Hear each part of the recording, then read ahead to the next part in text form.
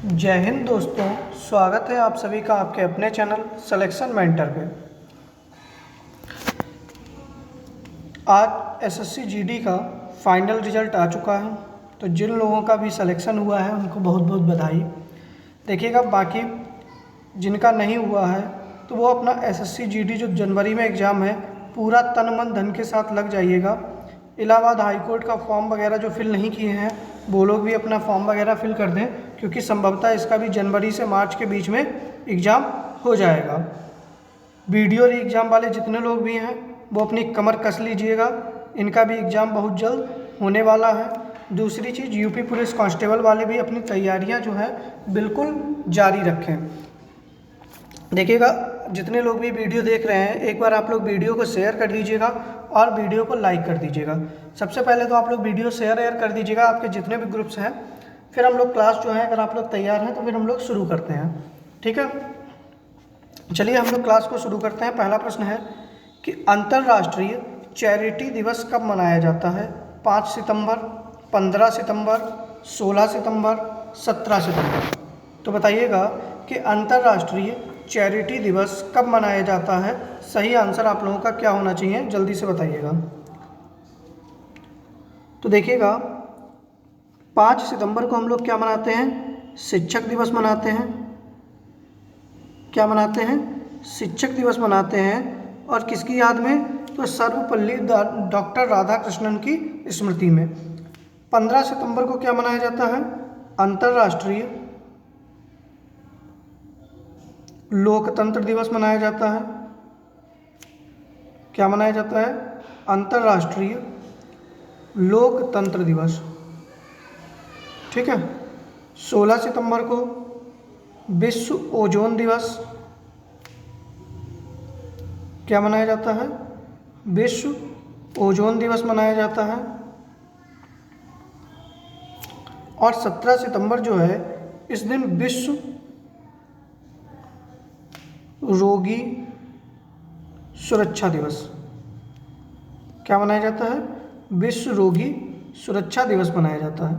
ठीक है, मैंने चारों ऑप्शन आप लोगों को बता दिए हैं। और अंतर्राष्ट्रीय चैरिटी दिवस भी कब मनाया जाता है? तो 5 सितंबर को ही मनाया जाता है। ए ऑप्शन सही हो जाएगा। और किसकी याद में? तो मदर टेरेसा की याद में। कौन? मदर टेरेसा जो थी, उनकी स्मृति में क्या मनाया जाता है आपका? अंतर्राष्ट्रीय चैरिटी दिवस मनाया जाता है। और कब मनाया जाता है? तो 5 सितंबर को। 5 सितंबर को ही शिक्षक दिवस मनाया जाता है। 15 सितंबर को अंतर्राष्ट्रीय लोकतंत्र दिवस मनाया जाता है। 16 सितंबर को विश्व ओजोन दिवस मनाया जाता है। और 17 सितंबर को विश्व रोगी सुरक्षा दिवस मनाया जाता है। 15 सितंबर को ही इंजीनियर्स डे भी मनाया जाता है। ठीक है, क्या इंजीनियर्स डे भी कब मनाया जाता है? तो 15 सितंबर को ही मनाया जाता है। ठीक है, चलिए आगे बढ़ते हैं अगले प्रश्न के ऊपर। अगला प्रश्न है कि एयरटेल ने भुगतान समाधान की पेशकश के लिए किसके साथ भागीदारी की है? झारखंड, गुजरात, उड़ीसा, महाराष्ट्र। तो बताइएगा सही आंसर क्या होना चाहिए कि एयरटेल ने भुगतान समाधान की पेशकश के लिए किसके साथ भागीदारी की है? झारखंड के साथ, गुजरात के साथ, उड़ीसा के साथ या महाराष्ट्र के साथ। तो देखिएगा, सही आंसर आप लोगों का क्या होना चाहिए इस प्रश्न का, आप लोग बताइएगा। झारखंड की राजधानी तब तक रांची, गुजरात की गांधीनगर, उड़ीसा की भुवनेश्वर और महाराष्ट्र की मुंबई। और मुंबई को भारत की आर्थिक राजधानी भी कहा जाता है। क्या कहा जाता है? भारत की आर्थिक राजधानी भी कहा जाता है। तो एयरटेल ने भुगतान समाधान की पेशकश के लिए उड़ीसा के साथ भागीदारी की। किसके? उड़ीसा के साथ भागीदारी की है। तो सी ऑप्शन आप लोगों का बिल्कुल सही हो जाएगा। ठीक है, चलिए आगे बढ़ते हैं अगले प्रश्न के ऊपर। अगला प्रश्न है कि सितंबर माह में भारत ने किस देश के साथ पारस्परिक हित के क्षेत्रों में रक्षा सहयोग बढ़ाने के लिए समझौता ज्ञापन पर हस्ताक्षर किए? अंगोला, ओमान, केन्या, मिस्र। तो बताइएगा सही आंसर आप लोगों का क्या होगा कि सितंबर माह में भारत ने किस देश के साथ में पारस्परिक हितों के क्षेत्र में रक्षा सहयोग बढ़ाने के लिए समझौता ज्ञापन पर हस्ताक्षर किए हैं? तो बताइएगा सही आंसर क्या होना चाहिए आप लोगों का। देखिएगा सही आंसर इस प्रश्न का हो जाएगा आप लोगों का मिस्र। क्या हो जाएगा? मिस्र हो जाएगा। मिस्र की राजधानी काहिरा, क्या है? काहिरा है। यहीं पर क्या है? नील नदी है। कहाँ पर? मिस्र में। मिस्र में ही क्या है? आसवान बांध है। क्या है? आसवान बांध है। मिस्र में ही नासिर झील है। क्या है? नासिर झील है। देखिएगा भारत के 75 वर्ष पूर्ण हुए हैं। किसके साथ में? राजनयिक संबंधों को 75 वर्ष पूर्ण हुए हैं मिस्र के साथ में। तो मिस्र ने भारत के लिए एक सिक्का भी जारी किया है। क्या जारी किया है? अपने यहाँ सिक्का भी जारी किया है। और भारत ने रक्षा सहयोग के लिए समझौता किससे किया है? तो मिस्र से किया है। ठीक है, तो तीसरे प्रश्न का डी आंसर आप लोगों का सही हो जाएगा। अगला प्रश्न है कि संसद टीवी के सीईओ का प्रभार किसे दिया गया? भरतलाल, उत्पल कुमार सिंह, दिनेश कुमार बत्रा, पीटर अलवर्स। तो बताइएगा सही आंसर क्या होना चाहिए। देखिएगा संसद टीवी के इससे पहले सीईओ कौन थे? तो रवि कपूर थे। कौन थे? रवि कपूर थे। तो रवि कपूर का स्थान जो है अब कौन लेंगे? तो जल्दी से बताइएगा सही आंसर क्या होगा। तो देखिएगा जो भरतलाल हैं, ठीक है, भरतलाल को क्या बनाया गया है? तो राष्ट्रीय सुशासन केंद्र,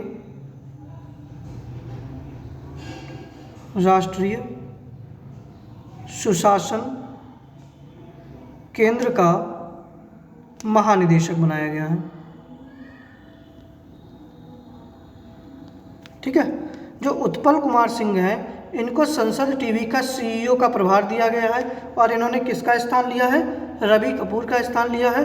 और वर्तमान में ये लोकसभा के महासचिव भी हैं। क्या है? लोकसभा के महासचिव भी हैं। आप इसको भी याद रखिएगा, ये लोकसभा के महासचिव के साथ साथ में या अब संसद टीवी के सीईओ के रूप में भी इनको नियुक्त किया गया है। जो आपके दिनेश कुमार बत्रा हैं ये भारत इलेक्ट्रॉनिक्स लिमिटेड, ठीक है, भारत इलेक्ट्रॉनिक्स लिमिटेड के चीफ मैनेजिंग डायरेक्टर के रूप में इनको नियुक्त किया गया है। और जो पीटर अलवर्स हैं इनको इंडिगो का सीईओ नियुक्त किया गया है। एयरलाइन कंपनी है उसका सीईओ किसको बनाया गया है?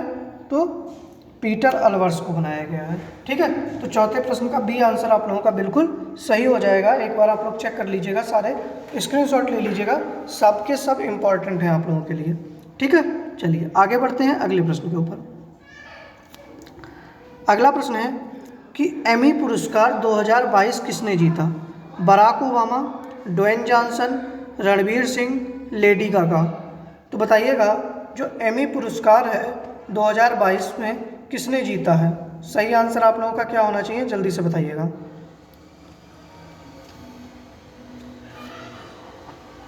तो देखिएगा एमी पुरस्कार जो है वो बराक ओबामा जो कि अमेरिका के पूर्व राष्ट्रपति हैं, इन्होंने जीता है।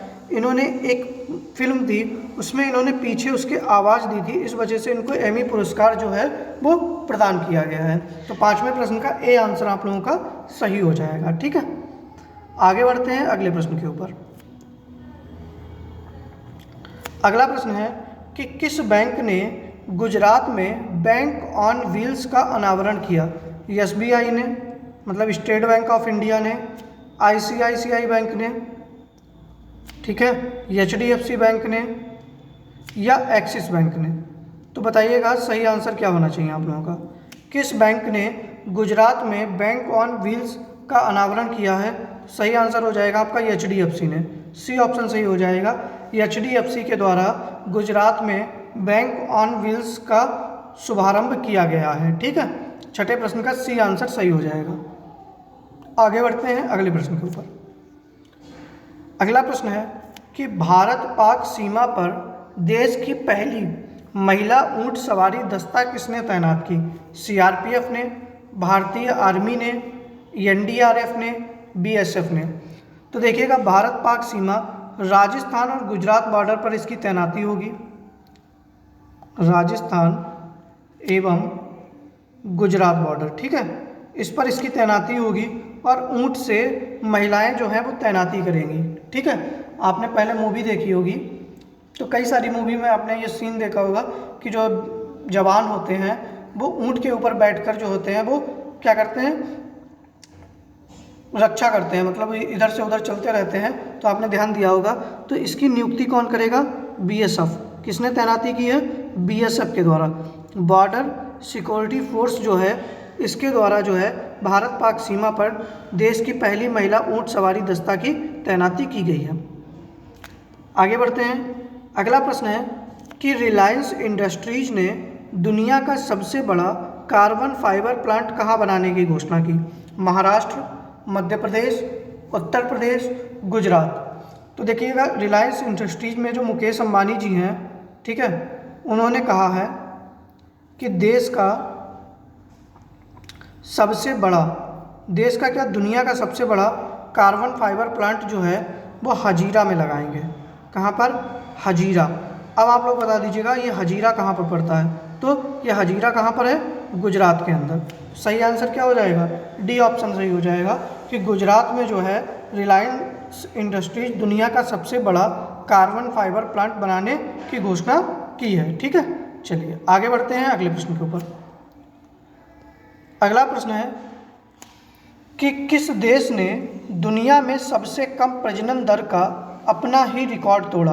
दक्षिण कोरिया, फिजी, जर्मनी, जापान। एक चीज़ आप लोग और सुन लीजिएगा, आप लोग जो है वो कम्युनिटी पोस्ट पे, ठीक है, आप लोग यूट्यूब के हमारे चैनल में जाया करो और कम्युनिटी पोस्ट पर रोज़ हम 1 या 2 प्रश्न जरूर वहाँ पर भेजते रहते हैं। तो उनके आप लोग सही आंसर दिया करिए, तो वहाँ से आप लोग जो है अपना 1-2 क्वेश्चन आप रोज़ वहाँ से नए आप देख सकते हैं, ठीक है। और उनके आंसर भी ज़्यादातर मैं उत्तर जो होते हैं कुछ देर के बाद उनके आंसर जो होते हैं वो मैं सही कमेंट बॉक्स में बता देता हूँ और आप लोग कमेंट बॉक्स में भी बता सकते हैं, ठीक है। बाकी अगर आप लोगों को वीडियो वगैरह पसंद आ रही है तो वीडियो को लाइक कर दीजिएगा और एक बार वीडियो को आप लोग शेयर कर दीजिएगा।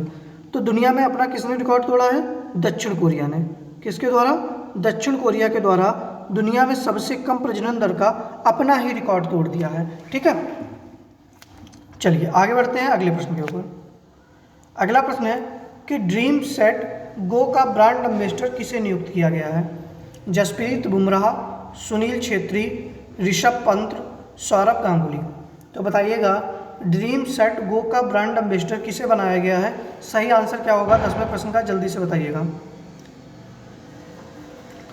तो देखिएगा जो जसप्रीत बुमराह हैं एक ट्रैवल कंपनी जो ट्रैवल एसेसरीज बनाती है अपर केस, ठीक है, अपर केस, इसके ब्रांड एम्बेसडर बने हैं, ठीक है। सुनील छेत्री जो हैं एक कंपनी है फूड से संबंधित, सुपर फूड बनाती है, ठीक है, भारतीय कंपनी है, सुपर फूड ब्रांड है पिंटोला, उसके ब्रांड एम्बेसडर बने हैं। ऋषभ पंत उत्तराखंड के ब्रांड एम्बेसडर बने हैं और ड्रीम सेट गो के जो हैं वो सौरभ गांगुली को नियुक्त किया गया है। किसको? सौरभ गांगुली को ड्रीम सेट गो का ब्रांड एम्बेसडर बनाया गया है। तो 10वें प्रश्न का डी आंसर आप लोगों का बिल्कुल सही हो जाएगा, ठीक है। चलिए आगे बढ़ते हैं अगले प्रश्न के ऊपर। अगला प्रश्न है कि जायद अल बहर युद्धाभ्यास भारत एवं किस देश की सेना के मध्य होता है? यूएई, कतर, सऊदी अरब, उज्बेकिस्तान। तो बताइएगा सही आंसर क्या होना चाहिए? तो देखिएगा उज्बेकिस्तान के साथ में तो कौन सा होता है? डस्टलिक होता है। कौन सा होता है? डस्टलिक होता है। सऊदी अरब के साथ में कौन सा होता है? पहली बार हुआ है अल मोहेद अल हिंदी, ठीक है, अल मोहेद अल हिंदी। कतर के साथ में कौन सा होता है? तो जायद अल बहर होता है, तो बी ऑप्शन सही हो जाएगा। और यूएई के साथ में कौन सा होता है? तो जायद तलवार होता है। कौन सा होता है? जायद तलवार होता है। तो 11वें प्रश्न का बी आंसर आप लोगों का बिल्कुल सही हो जाएगा, ठीक है। आगे बढ़ते हैं अगले प्रश्न के ऊपर। अगला प्रश्न है कि स्वीडन की पहली महिला प्रधानमंत्री कौन बनी? Kaja Kallas, Katalin Novak, Dame Sandra Mason, Magdalena Andersson. तो बताइएगा। देखिएगा, कैटलिन नोवाक तो हंगरी की पहली महिला राष्ट्रपति हैं। कहाँ की? हंगरी की। ठीक है। काजा क्लास एस्टोनिया की। कहाँ की? एक देश है एस्टोनिया, एस्टोनिया की ये राष्ट्रपति बनी है। ठीक है। प्रधानमंत्री, पहली महिला प्रधानमंत्री कौन बनी है? Kaja Kallas. Dame Sandra Mason जो हैं ये बारबोडास, किसकी? बारबोडास जो देश है इसकी पहली महिला राष्ट्रपति बनी है। और स्वीडन की पहली महिला प्रधानमंत्री कौन बनी है? तो मैगडेलेना एंडरसन बनी है। ठीक है। तो बाद में प्रश्न का डी आंसर सही हो जाएगा आप लोगों का। आगे बढ़ते हैं अगले प्रश्न के ऊपर। अगला प्रश्न है कि नगर महोदय श्री के नाम से किसे जाना जाता है? वाराणसी, आगरा, कन्नौज, जौनपुर। तो बताइएगा सही आंसर आप लोगों का क्या होना चाहिए कि नगर महोदय श्री के नाम से किसे जाना जाता है?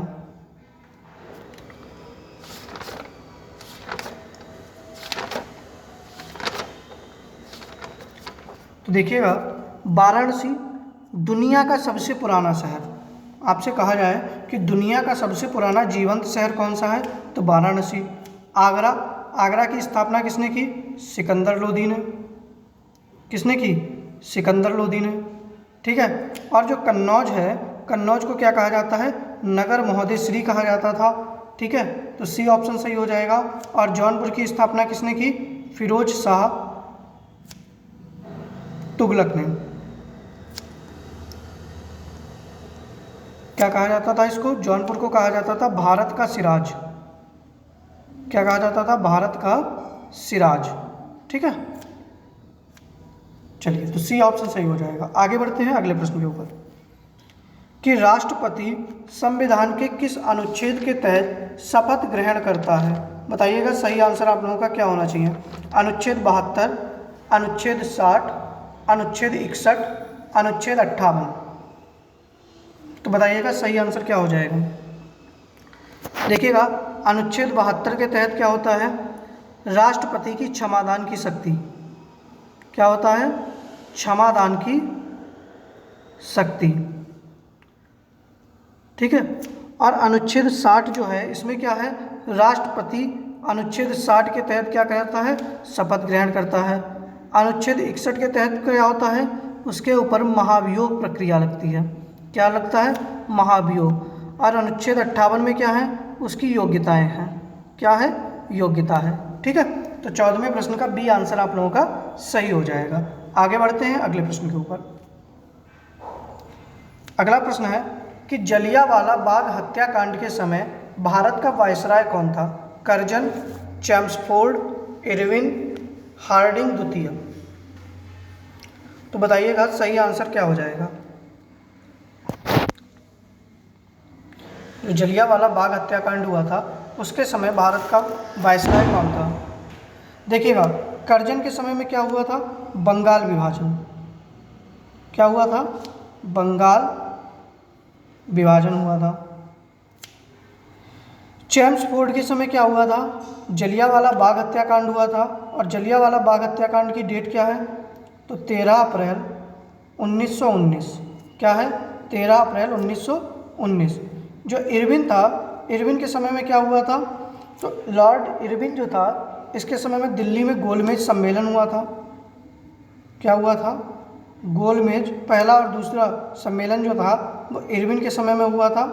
और दूसरी चीज़, इसी के टाइम पर भगत सिंह को फांसी दी गई थी। ठीक है। किसको? भगत सिंह को फांसी दी गई थी। और हार्डिंग द्वितीय जो था इसके समय में जो दिल्ली राजधानी बनी थी ना, वो किसके समय में बनी थी? हार्डिंग द्वितीय के समय में बनी थी। तो सही आंसर क्या हो जाएगा? बी ऑप्शन सही हो जाएगा। ठीक है। चलिए आगे बढ़ते हैं अगले प्रश्न के ऊपर। अगला प्रश्न है कि सोमशिला बांध किस राज्य में स्थित है? आंध्र प्रदेश, तमिलनाडु, केरल, कर्नाटक। तो बताइएगा सही आंसर क्या हो जाएगा। तो देखिएगा जो सोमशिला बांध है वो कहाँ पर है? आंध्र प्रदेश में। और किस नदी पर? तो पेन्ना नदी पर। किस पर? पेन्ना नदी पर कौन सा बांध है? तो आंध्र प्रदेश में सोमशिला बांध है। ठीक है। कृष्णा राजा सागर बांध जो है वो कर्नाटक में है। कृष्णा राजा सागर, ठीक है, ये बांध कहाँ पर है?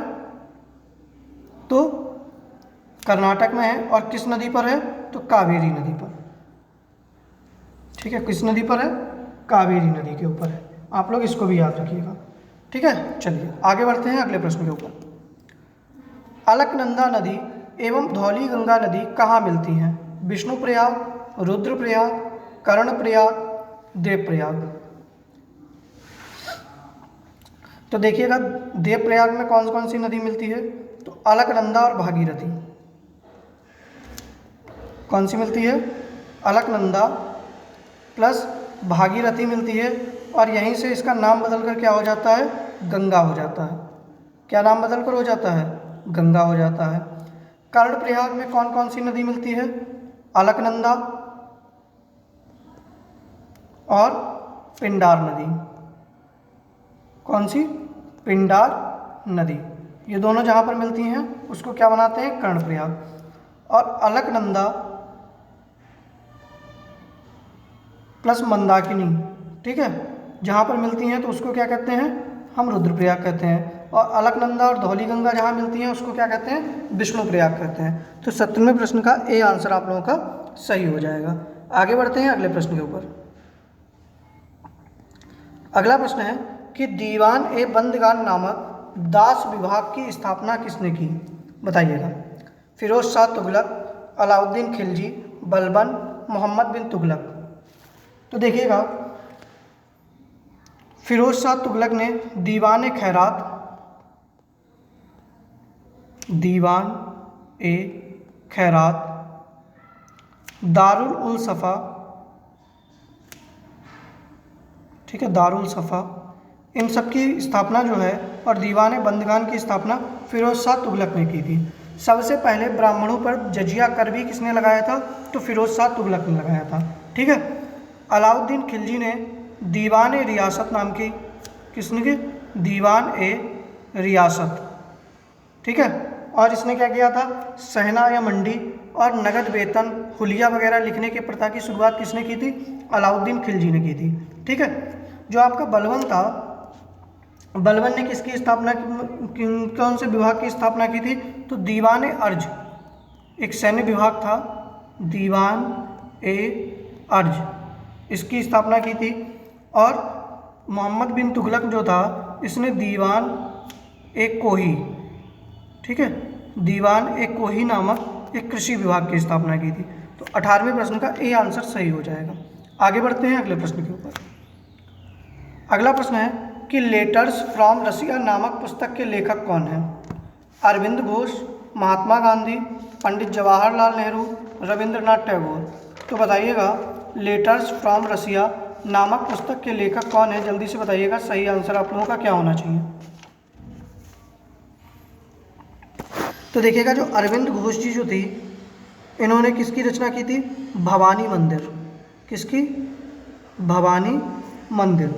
महात्मा गांधी ने यंग इंडिया, किसकी? Young India, my experience with truth, एक हरिजन पत्रिका थी, इसकी भी शुरुआत किसने की थी? तो महात्मा गांधी ने की थी। ठीक है। पंडित जवाहरलाल नेहरू जो थे इन्होंने किसकी की थी? Soviet Asia. कौन सी पुस्तक थी? Soviet Asia. और रविंद्रनाथ टैगोर जी जो थे उन्होंने पुस्तक लिखी थी लेटर्स फ्रॉम रसिया। तो 19वें प्रश्न का डी आंसर सही हो जाएगा। आगे बढ़ते हैं अगले प्रश्न के ऊपर। मोरक्को देश की राजधानी क्या है? बुजुम्बुरा, रवात, विंडहॉक, बाकू। तो बताइएगा सही आंसर क्या हो जाएगा?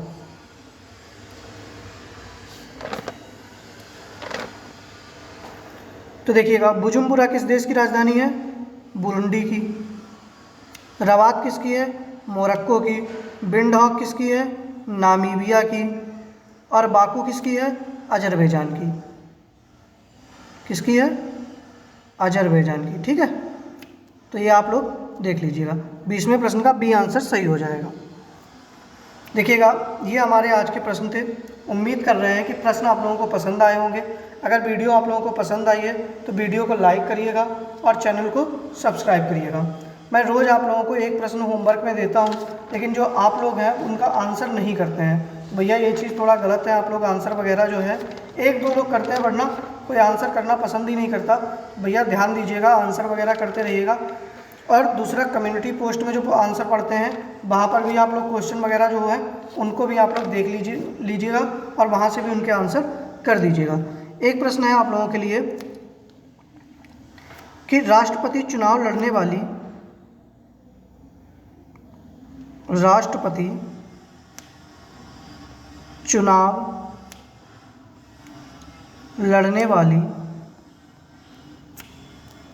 पहली महिला,